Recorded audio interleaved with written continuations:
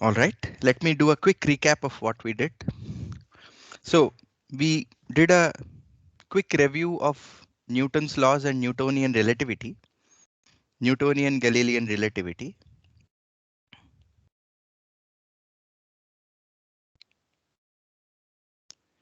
And what we mean by relativity is the principle of relativity that all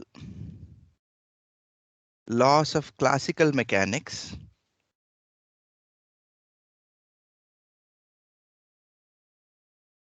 by that we mean mechanics, are invariant in form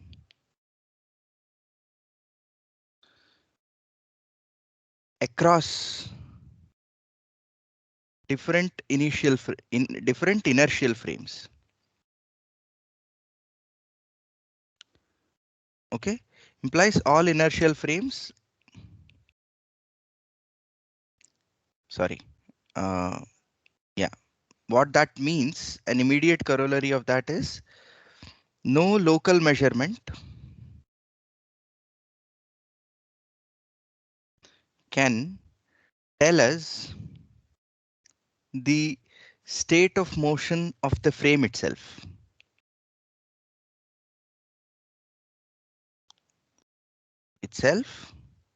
and this means all inertial frames are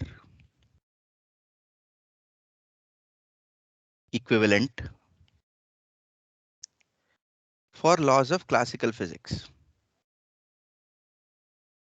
classical mech laws. Okay, this is the principle of Galilean relativity, and to transform from one, the Galilean transformation, which transforms from one inertial frame in which you have a set of coordinates given by x, y, z and a time t, to another set of coordinates which is say moving at a uniform speed v with respect to this particular set of coordinates. Let's call this s and this call the moving one s prime. Then the Galilean transformation says, the Galilean transformation says that x prime, okay, this is x prime, y prime, z prime. X prime will be x minus vt, y prime will be y, z prime will be z, t prime will be t. Note that these two are coming because we are not moving in those directions relative to the old axis. The new axes are moving only along the x direction. So the x prime axis and the x axis are parallel. In principle, in principle, one can formulate a generalized transformation which involves rotations of axes and moving in arbitrary directions, but that is not going to be an issue. We are not going to, that's only mathematically a little more involved, but the principle is exactly the same. Okay, so we are not going to do any such generalized directions and relative motion in different directions, etc. Yeah, our goal here is to understand the principles. Yes, and then we have, if you have a particular body, let us say with respect to the frame, if it is moving with a velocity u bar, a vector velocity u bar, and if we say this velocity here is v bar, then the velocity measured by the second frame s prime will be w bar, which will be u bar minus v bar. So this is the Galilean velocity addition rule, okay, which also comes from the transformation, but I am writing this explicitly because we will shortly see, probably by the end of this class, how a new rule needs to be invoked to, in the context of special relativity, and we haven't yet defined what special relativity is and why it is required. Okay, and then finally, Maxwell's equations lead to wave equation. Okay, and this is of this form.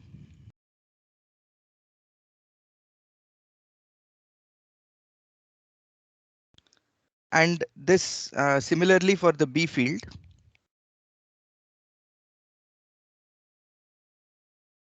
Okay, where C is 1 by square root of mu naught epsilon naught, and mu naught epsilon naught are properties of free space. Now, the wave equation, this is the speed of light in vacuum. Okay, and this was measured. C is approximately 2.99 something times 10 to the power of 8. So we usually take it as 3 times 10 to the power of 8 meters per second. This is the value of C. And we also discussed Fizeau and Foucault's experiments last week, which measured this velocity of light. And this here, this measurement and the formulation of Maxwell's equations, as well as relating the Maxwell's equations to the properties of light, and finally the discovery by Heinrich Hertz that light was electromagnetic waves, all led to the merging of the fields of optics and electrodynamics. So on the one hand, we have classical mechanics. Okay, and this seemed to have a principle of relativity.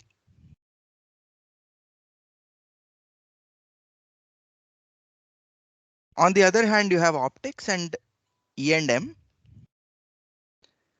and these seem to suggest, we discussed at the end of last class, that this velocity c, it comes without any reference. It just comes out of the Maxwell's equations, and people who are familiar with sound waves, water waves, etc., ask the question, if the wind is blowing in a certain direction, it has been observed quite commonly in daily life that the wave velocity of sound also increases. The sound wave gets dragged along by the with the wind velocity, and the velocity of sound in that case, if the velocity of sound is vs in the medium, and if the medium itself is moving with some velocity v, then the measured velocity of sound will be vs plus v. This was very commonly observed. Okay, so but here this c is with respect to what medium? Because to the 19th century physicists, it was inconceivable that light could propagate without any medium. So they came up with this idea that, let me do one small thing. Okay, let me just write something here. Light needed a medium to propagate, and they called it ether, and c was the speed relative to ether. So therefore ether for electromagnetics, for electromagnetism and optics, which dealt with electromagnetic waves and light, ether was the absolute rest frame. Okay, this is an important detail. Okay, that is what I want to highlight, that there is an absolute rest frame in ether, which classical mechanics phenomena suggested a principle of relativity, whereas optics and electromagnetics suggested an absolute rest frame of ether. Okay, absolute rest frame in ether. That brought about very, very interesting questions. Okay,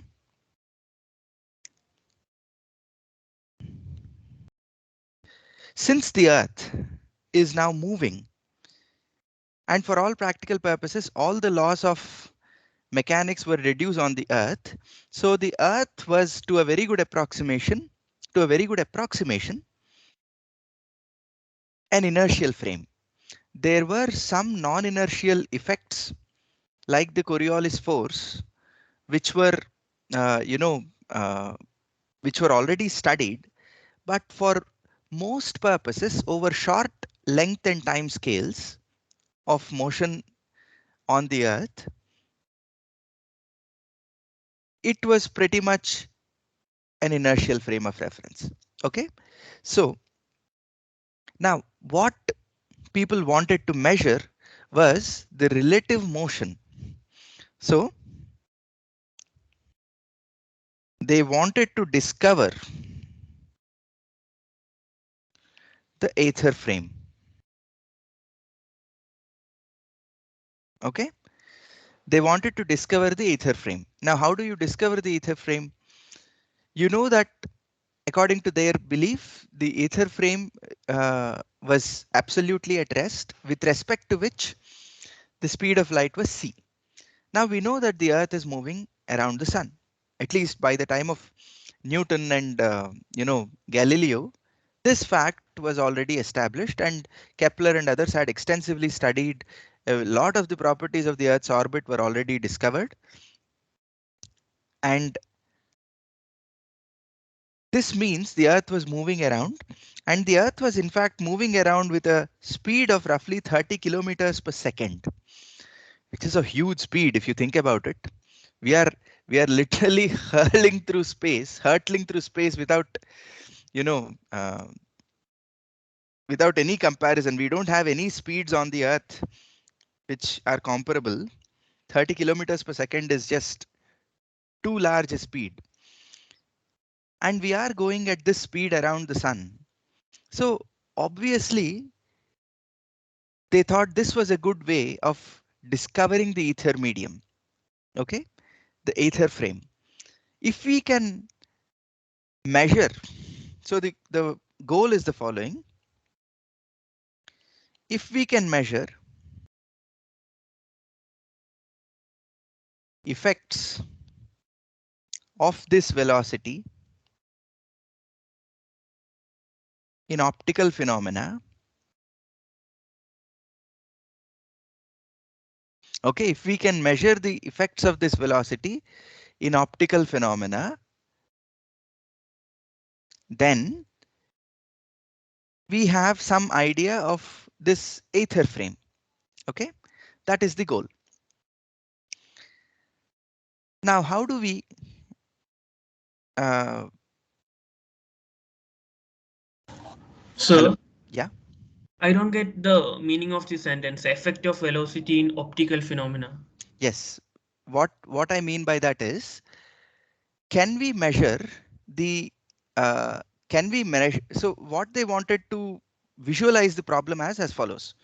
The Earth is moving, the ether is static, which means there is an ether wind. Okay, there is an ether wind, like you are, let us say you are riding on a bike. You have wind because the air around you, let us say, is static. You still feel the wind against you, right? So depending on the state of Earth's motion, there is an ether wind and the velocity of light. So what I mean by that, this is when the Earth moves relative to ether, relative to ether, the Earth feels an ether wind, and consequently, the speed of light measured by the Earth has to be different at different times. Okay, it has to be different at different times, and they wanted to basically see this effect. But how it is different at different times, because Earth may be moving almost constant velocity and This till. is the average velocity, and this velocity keeps changing on basis of different times of the day. For example, Earth is also spinning, right? You have, as the spin adds to the rotation and subtracts from the rotation at some points of the day. etc., depending on where you are. This Okay. is the yeah. It's a good question actually. I should not pass over these points lightly. So let us say this is the orbit of the Earth. In fact, the orbit of the Earth is very nearly circular. It's not elliptical to a large approximation. So let us draw the orbit of the Earth like this. And let us say this is the sun here, and the Earth is moving, and the Earth is also rotating. Now, at some point of time in the day, this rotation velocity, the surface spin velocity, the tangential velocity of a particle on the surface due to the spin will add to the rotational speed of the Earth, revolution speed of the Earth. And at other times it will be, and also the Earth will have different revolution speeds at different points because the Earth orbit is not perfectly spherical. It's not perfectly circular, right? So these sort of differences they want to capture. So, and consequently, the speed of light measured on Earth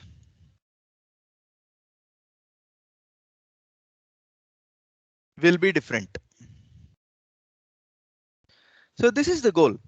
This is the goal, to see this effect. So in other words, they wanted to measure the effect of the Earth's motion on optical phenomena. Essentially that, because the optical phenomena, according to their belief, are all happening with respect to this hypothetical ether medium. And this hypothesis to become, for this hypothesis to become a fact, they have to actually measure these effects. In fact, there is one effect. Okay, just hold on for a second. Yeah, there is a lot of noise in the background. So just, yeah. So there is one effect which does capture the velocity of the Earth, but it's not, you know, it doesn't say anything about the ether. Let us take an account of that effect. So it's called stellar aberration. Okay. So what is stellar aberration? So let us say you are here on the Earth. For simplicity, I'm considering you are on the North Pole of the Earth. Okay, and there is a star here, right? Now, this star is relatively fixed with respect to the Earth. Okay, so now you basically project your telescope up in the direction towards the star directly. But if the speed of light were infinite, you would basically shine the telescope exactly, shine as in just project the telescope directly at the star, and you would never have to move it throughout the year. But what people saw, observational astronomers, people who were looking through telescopes like maniacs, morning till night, giving up food, etc., etc., and they were trying to look at, this happened over several centuries, and they did a fabulous amount of, they collected amazing amounts of data. And it's not just, I'm not talking about Renaissance Europe, okay?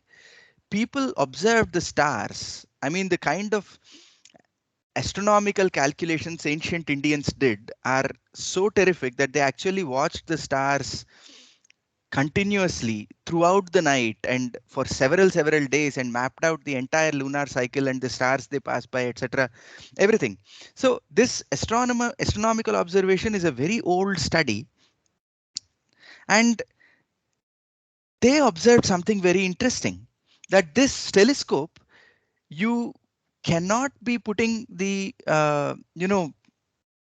telescope in exactly the same direction, but you in fact had to put the telescope, you had to revolve the telescope like that. Let us say this is the axis of the telescope.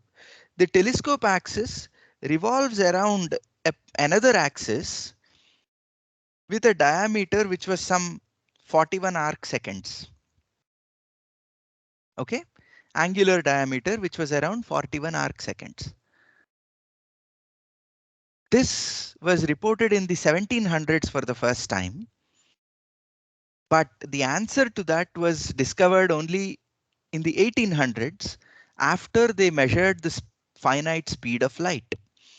When the finite speed of light was taken into account, when the finite speed of light was taken into account, you realize that while the light is coming down with a speed c, your Earth is moving with a velocity v. So to capture the light, let us say the telescope is like this. Okay.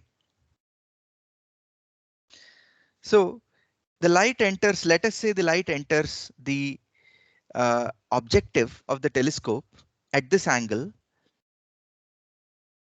This angle should be such that during the time delta t that the telescope, the light takes to travel this vertical distance, which is c delta t, that will be the vertical distance. The horizontal distance covered by the telescope should be v delta t, and this should be equal to the vertical distance between the objective and the eyepiece. That is the only case in which a ray of light coming from some star will be captured at the eyepiece, which is when you will see. So the angle at which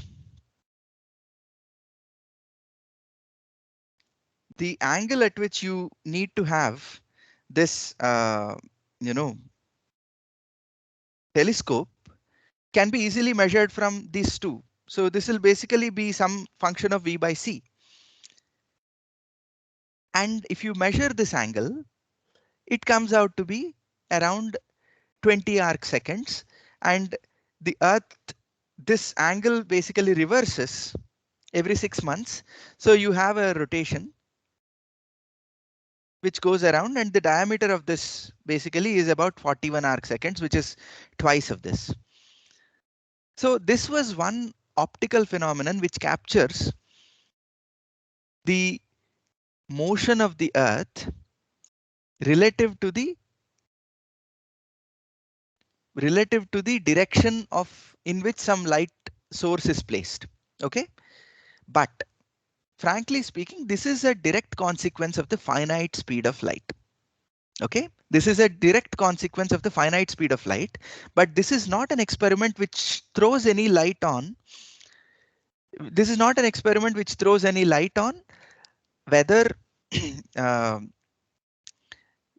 there is any effect of the motion of the Earth on the measured speed of light. Okay, so they wanted to do more precise experiments. So that is where the next search came.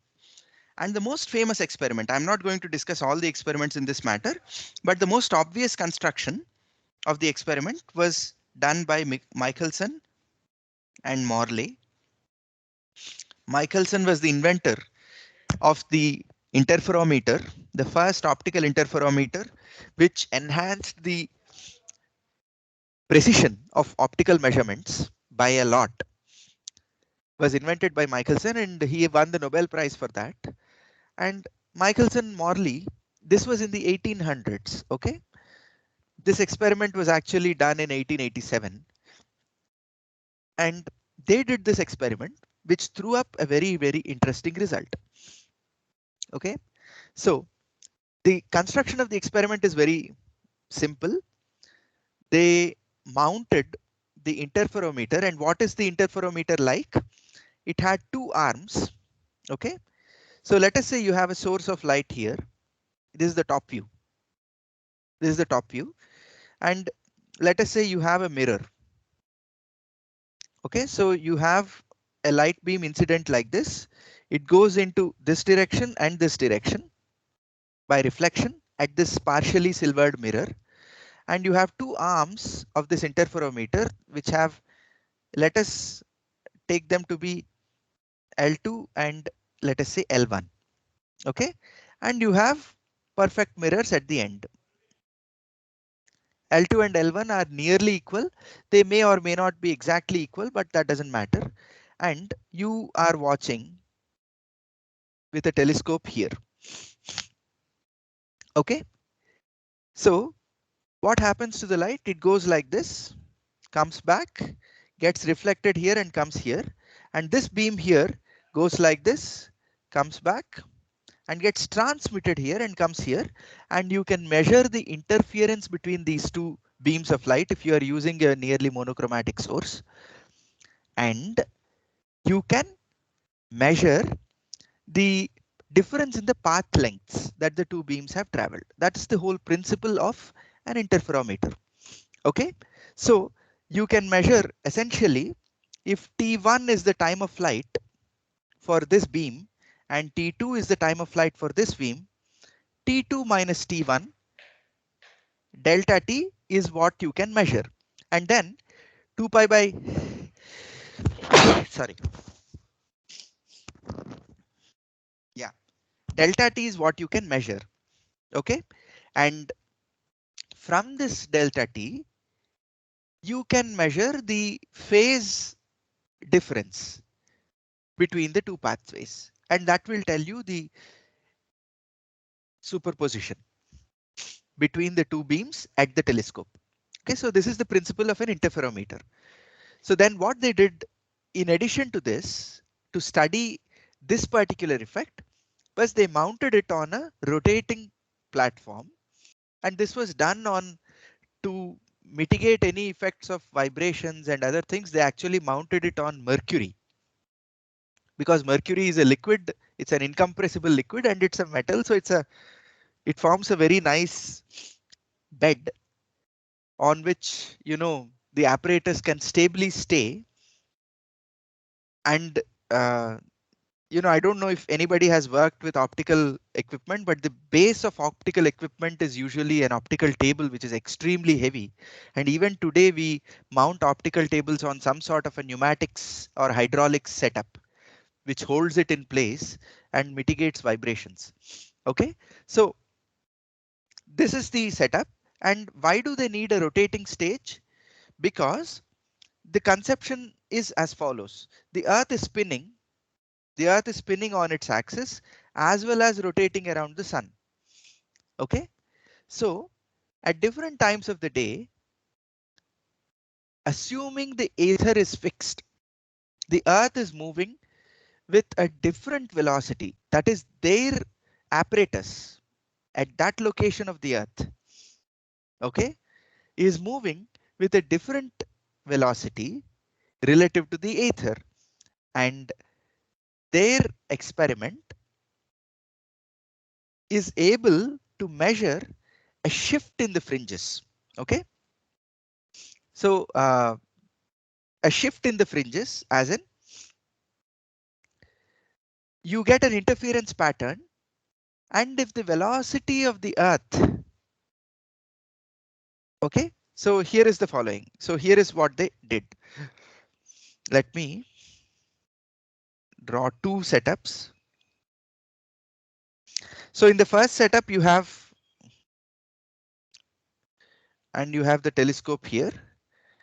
Okay, and let us say the earth is moving with velocity v in this direction. Okay, and now what they do is, this is L1, this is L2. Okay, in the second, they do two measurements. They don't do only one measurement, they do two measurements. In the second measurement, they rotate this apparatus by 90 degrees. Okay, so they do, this is L1 and this is L2 in the second measurement, and they see if the fringes move. L1 and L2 don't have to be the same, they can be different. So the apparatus, you can see if this rotation shifts the fringes, and if there is a shift in the fringes, you can tell that there is a change in the relative velocity. Okay, so this is the physics of the experiment. So let us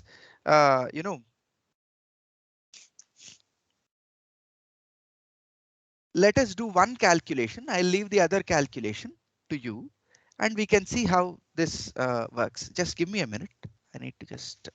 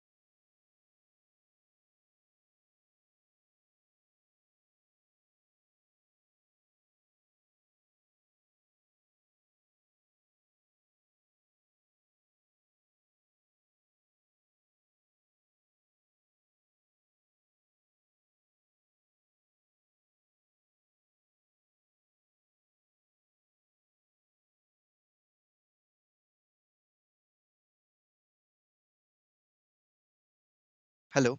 Yeah, can you hear me? Yes, sir. Yes. So the idea is the following, that let us say the Earth is moving in this direction, right? Now, the beam that is traveling in this arm will now see the relative effect according to classical physics. Oh, this is a point that I need to mention. So according to classical physics, according to Galilean relativity, according to Galilean relativity,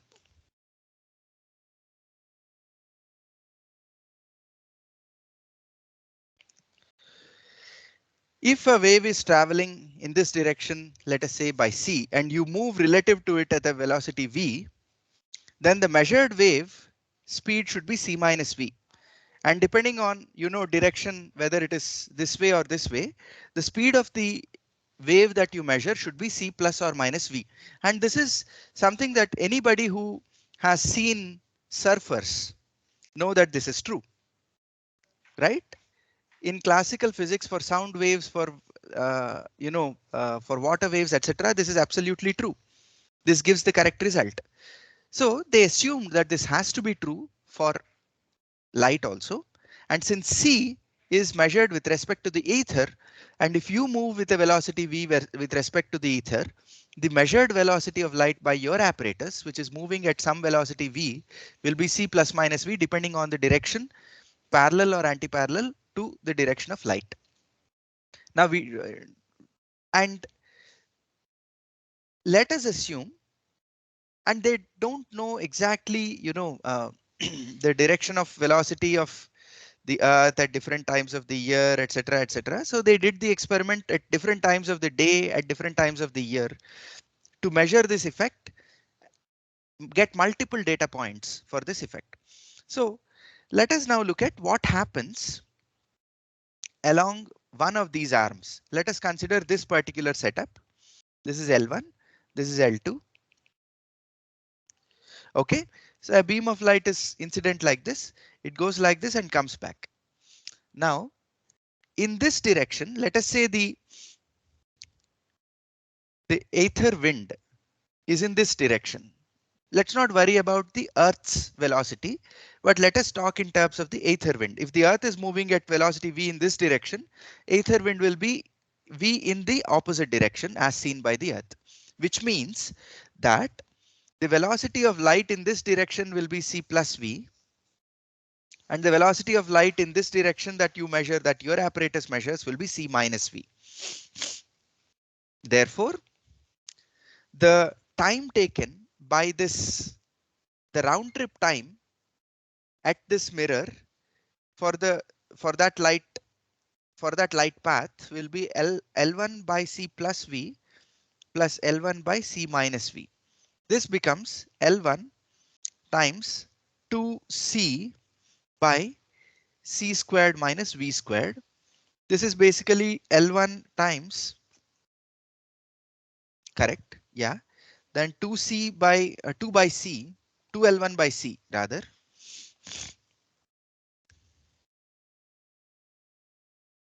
2L1 by c times 1 by 1 minus v squared by c squared. Okay, so this is T1. And what is T2? How do you define T2? T2 is the cross stream. If you assume ether is like a river that is flowing this way, okay, your apparatus is, you know, this arm here is measuring the cross stream. Now, because, so yeah, this is like the ether flow, and this arm is along this direction. So now this, by the way, this calculation that I just did is in the lab frame, right? But we know that the speed of light is c in the aether frame. Okay, so T2 we will calculate in the aether frame. So in the aether frame, which is absolutely static, okay, there is no velocity with respect to the ether frame, but the apparatus is moving, right? The apparatus is moving how? Let us say this is the mirror and this is the arm of the telescope. Let us say it takes,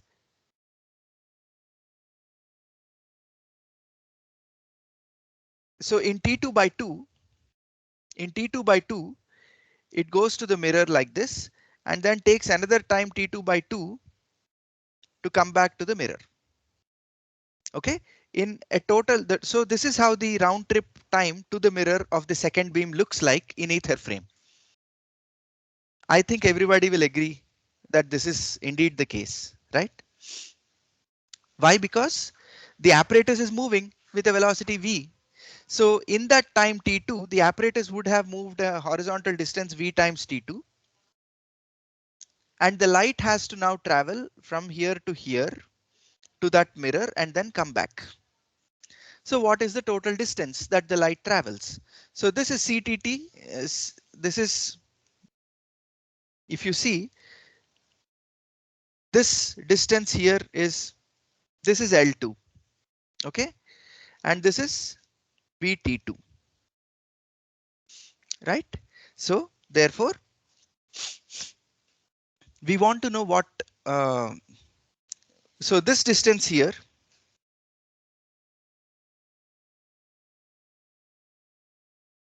can somebody tell me how do you calculate that? Just use Pythagorean theorem and you will get square root of L2 squared plus V squared T2 squared equal to, or V squared T2 squared by 4 in fact, will be equal to C squared T2 squared, sorry, CT2 by 2, because I did a square. I'll remove the square in fact. So it will be C squared T squared by 4. Therefore, T2 squared, if you C squared minus V squared by 4 will be L2 squared. Therefore, T2 will come out to be L2 by 2 C. Okay. Oh, sorry, 2L2 by C will be 2L2 by C times 1 by square root of 1 minus V squared by C squared. Okay. I want you to note that in this factor here, there is no square root, but in the other factor, there is a square root.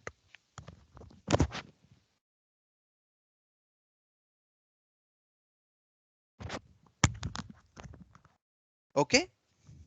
So now we can compute T prime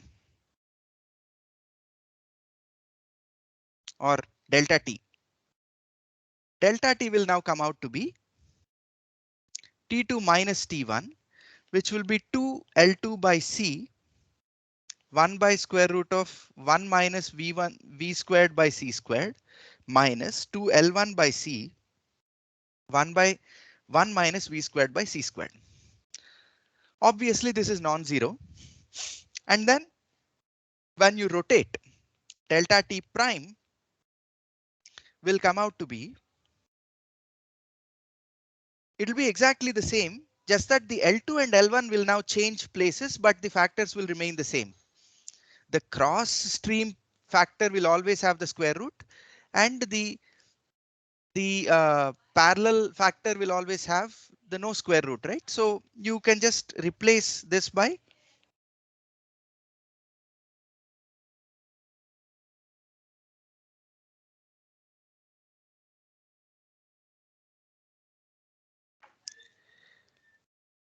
all right. Is this looking okay? Yeah, correct. Now what they wanted to see was this difference, delta T prime minus delta T. How is it different? And you can easily calculate delta T prime minus delta T. It won't be, it will be non-zero. Okay, when L2 and L1 are, and I'm not going to write down the final expression, but it's very easy to see that there will be some finite effect. And they went about and they calibrated their instrument precisely enough. Okay, so basically if you see fringes, right, like fringes are bright and dark. Let us say this is the view inside a microscope. You have these fringes. Now because of this shift in the time difference, remember that this is already a time difference and you are now looking at the shift between two different experimental configurations as looked through the same telescope. This fringe is supposed to move. Okay, so for example, this fringe will no longer look exactly like this, but it will shift to the right by some amount. Okay, and this shift is what they wanted to capture. And their experiment for the given wavelength of light, which is roughly they used a 550 nanometer light, which is around the green yellow region of the visible spectrum. And they looked at this wavelength and they did the calculation and they calibrated their instrument to be able to measure a hundredth of a fringe width shift. That is, if the shift of this fringe is 1/100th of its, that is, if it is 1% of the observed fringe width, they can still capture it. And according to their calculation, this particular calculation, if you put in the numbers of v being 3 kilometers, 30 kilometers per second, and the speed of light being 3 lakh kilometers per second, etc., etc., this fringe shift comes out to be nearly 40% of a given fringe. Now, if they can measure 1%, 40% can be measured without any difficulty. But in all the huge number of data that they took, they did not see any such fringe shift. So the entire experiment produced a very famous null result. Okay. Now, what does this null result mean? What does this null result mean? This null result threw up different possibilities. One, so let us look at.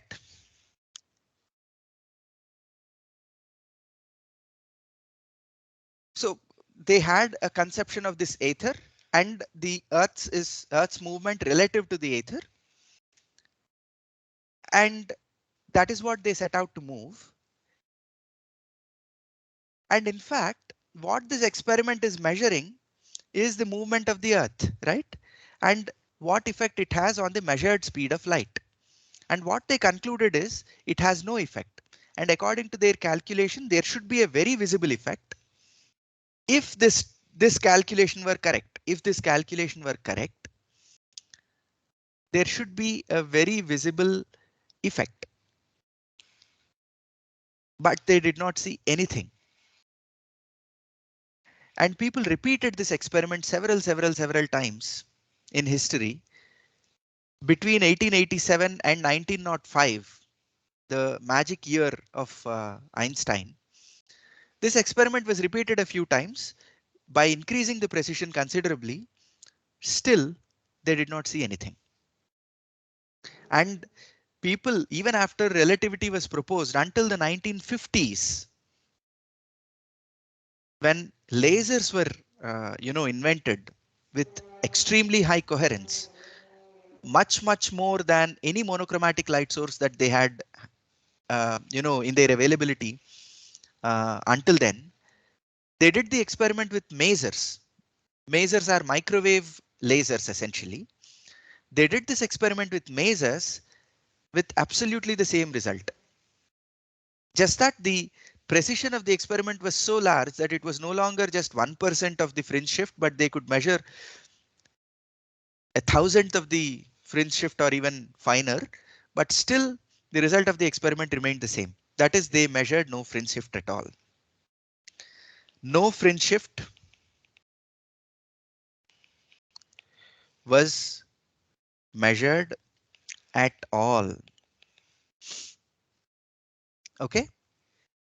Now let us take stock of what was the status of the principle of relativity vis-a-vis electrodynamics up until this experiment. Let us take a step back and see what the status of relativity was with respect to the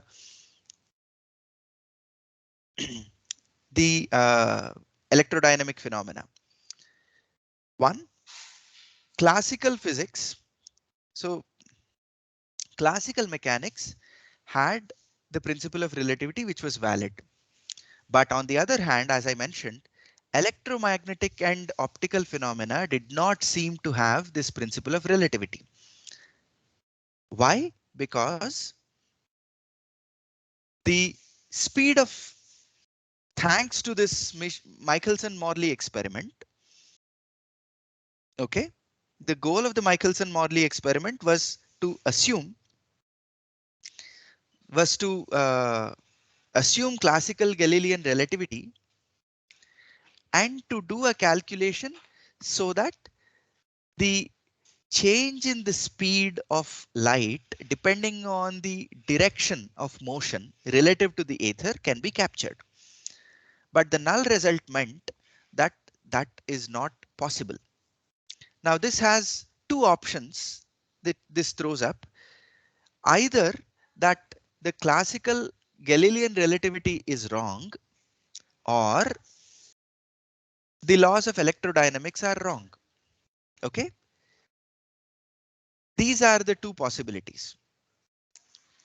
Why? Because this experiment used both of those.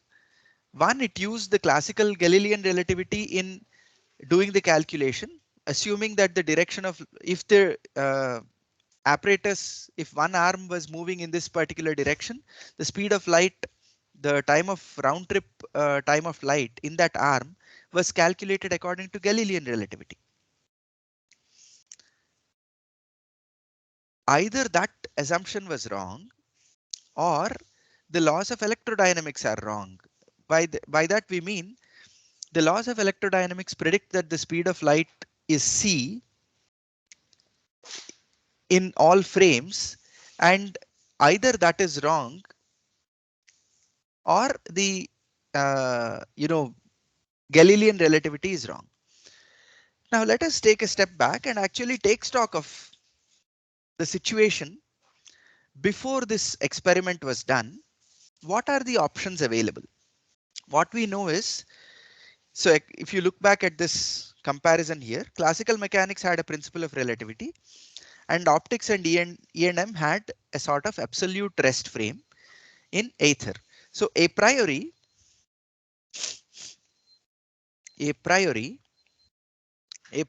are three possibilities. One, classical mechanics follows relativity and E&M does not follow relativity. This could be just the final conclusion, meaning that there was no way you can reconcile the principle of relativity with electromagnetism, and optical and electromagnetic phenomena had different rules that they followed. This was one possibility because theoretical physics hadn't really evolved to a point where they could make a hunch that this had to be true. There was no real motivation that this had to be true. So this could very well be the hard fact. You know, when the Large Hadron Collider was turned on and the experiments were done, people had all these sorts of possibilities. One, if the Higgs boson is discovered, what happens? Now, if the Higgs boson is discovered, we may be stuck with the current status of things, which is the current standard model of particle physics with its some 20 parameters or something that go into the theory, the various masses of the particles, etc., that you put into the theory by hand. And so either this is going to be the state of the situation, which some physicists who had an aesthetic bent of mind were unwilling to accept, but that may very well be the case. Or two, they discover the Higgs boson, but they find the mass of the Higgs boson to be completely different. in which case you have now some new physics which gives you more insights, and some of the optimistic people felt that would happen. And so there were all these possibilities depending on the bent of mind of the researcher. He prefers one or the other possibilities. So ultimately, it's very difficult even for the best of researchers to be completely objective, because it is their preference for their aesthetics in some sense. Aesthetics at the very heart of it is beauty, and beauty is in the eye of the beholder, which is a very, very subjective notion. So physics progressed for a long time on the basis of such subjective notions, and these subjective hang-ups that people had hindered very often the progress of physics. And only when people like Einstein broke those shackles, huge leaps forward were made. So that is the story of what we are going to discuss over the next few minutes. So this is one hard possibility. That is, this is it, boss. We cannot do better than this. Classical mechanics has this principle of relativity. Electromagnetism has an absolute ether frame. This is what that is. Before the Michelson-Morley experiment happened, okay? This is the situation. And the second possibility is that the principle of relativity applies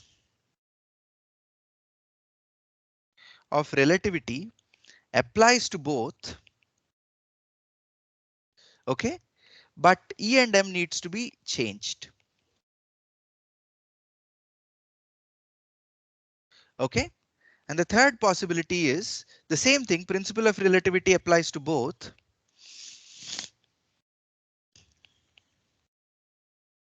but classical mechanics needs to change.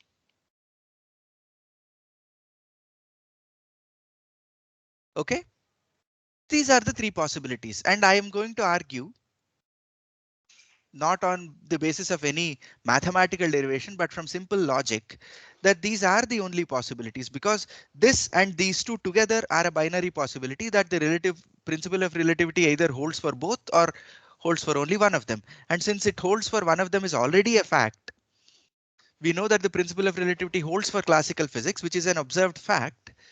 The question is whether it applies to E and M or not. So the first possibility says it doesn't apply to E and M. The second and third possibilities say it does apply to E and M. So those two are the only two binary possibilities. Now between the second and third, it is about which of these two, if it does apply, we know in the current form of the principle of relativity, it doesn't apply.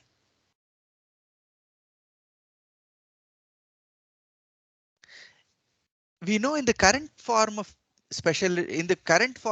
the principle of relativity, it only applies to classical physics. And in fact, I'll give you this as a homework problem. One can show that Maxwell's equations and even the wave equation are not invariant in form under Galilean transformations. Okay. One can show that Maxwell's equations and wave equation are not invariant in form under Galilean transformations. Okay. So this was the situation. This can be shown, and people had shown it. So Galilean relativity cannot be extended to Maxwell's, but the principle of relativity, what it means is the Galilean transformation, that x prime is x minus vt, etc., etc. This particular transformation does not retain the form of the Maxwell's equations, but the principle of relativity is much more profound. The principle of relativity says that all laws of classical mechanics are the same in form across inertial frames.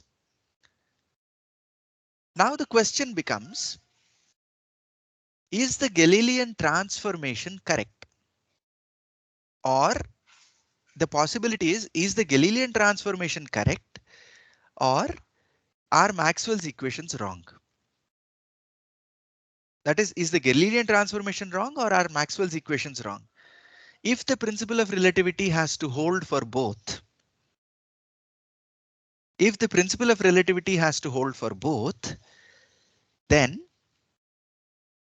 one of these has to be wrong, because as it stood in the pre 1900 era, Galilean relativity was the only transformation that we knew. And that transformation did not give the correct form for the Maxwell's equations in inertial frames when we go from one inertial frame to another with a finite velocity. So they believed that the Maxwell's equations are written down in the Aether frame, which is at absolute rest. And if you transform according to Galilean relativity, the form of the equation changes, which means the Maxwell's equations are no longer the same form, which means that they are not, they don't have the principle of relativity, at least the principle of Galilean relativity. Okay, so this was the status before 1900s, and we'll pause here today and we will see how Einstein resolved these in the next class on Monday. Okay, so we will learn about what transformation. So to give you a sneak preview of how Einstein approached this problem, we'll also discuss a little about how others approached this problem before we go to Einstein. But the way Einstein approached this problem was, he said, let us first agree that the principle of relativity in fact holds for electromagnetism. And how did he conclude this? I'll probably discuss this small example and then conclude. He considered this very simple example of a loop of conductor mounted in a car. Okay, and put it between two magnets. Let us say the car is, let's say the loop is like this. You have two magnets and this loop is now moving between the two magnets with some speed v. And this entire thing is in a car of sorts, and there is an observer here. When this loop passes between the magnets, let us now consider this problem from the case of the observer. The observer sees the loop completely static. Okay, and he sees a time varying magnetic field.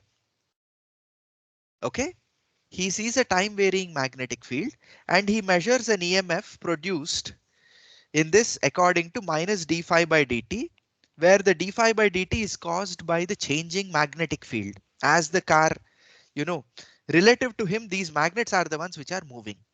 Okay, so relative to these two,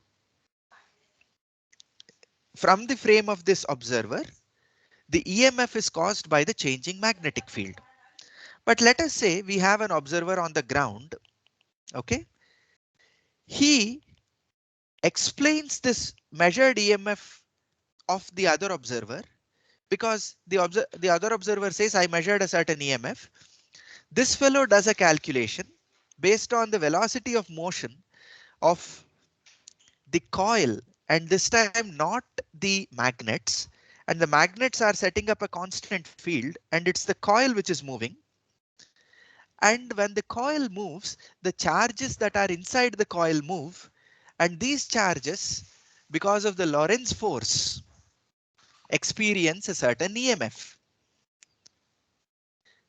What Einstein saw was something really remarkable in this particular experiment, little thought experiment that he did, which can actually be done in real life. And he discovered something very interesting. Both these explanations are equally valid. So here, changing magnetic field causes the EMF. This is according to this observer. Lorentz force on the moving charges causes the EMF. That's according to this observer, and both explanations are valid.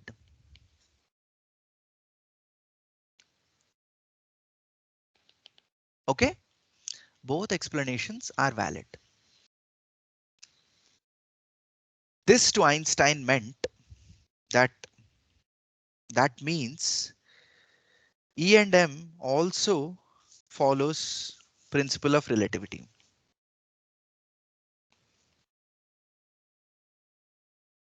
And that meant Galilean transformation is wrong. And now Einstein started thinking about this problem. He was born in 1879. 1887 was the Michelson-Morley experiment. And as a 16-year-old, I mean, you should read some of the excerpts from the life of Einstein, which are very interesting. I mean, he was not considered the brightest by, he's an exceptional fellow in the history of science because none of the elders around him recognized his talents. And he was working completely alone. And this problem had actually occupied his mind since he was 16, apparently. And he kept on thinking about it. And by the time he made a discovery, he was already thinking about this problem for close to 10 or 12 years. So then he came up with a problem, with a solution which shattered the understanding of physics that existed up until that point. Okay, so let us take that all up. We'll stop on this sort of cliffhanger today, that E and M does follow relativity according to Einstein. This particular example, he needed only one example really to say that E and M does follow relativity because both the explanations are valid. So let us look for a different transformation which works for both classical physics and electromagnetism, and see what changes that brings about to classical physics. So that will be the topic for Monday's class. Any questions?